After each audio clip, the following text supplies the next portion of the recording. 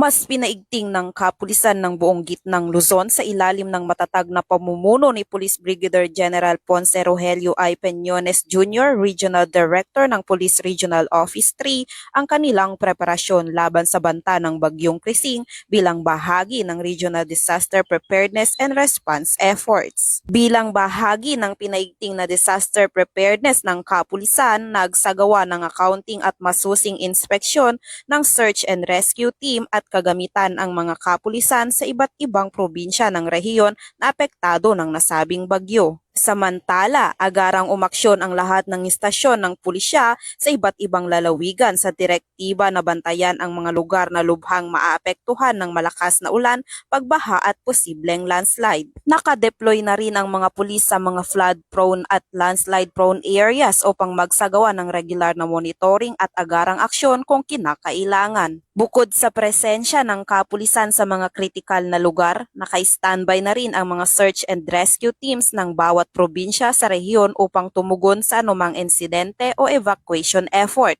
Pinag-ibayo rin ang ugnayan sa mga lokal na pamahalaan at disaster response units upang masigurong mabilis ang koordinasyon sa panahon ng sakuna.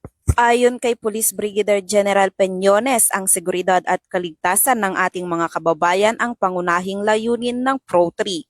Aniya, hindi na kailangang hintayin pa ang pinsala ng bagyo sapagkat nakahanda ang buong hanay ng Pro3 para sa agarang aksyon. Samantala, nananawagan din ng mga otoridad sa mga mamamayan ng gitnang Luzon na manatiling mapagmatsyag, makinig sa opisyal na anunsyo ng pamahalaan at agad na iulat sa pinakamalapit na himpilan ng pulisya ang anumang insidente na nangangailangan ng agarang tugon.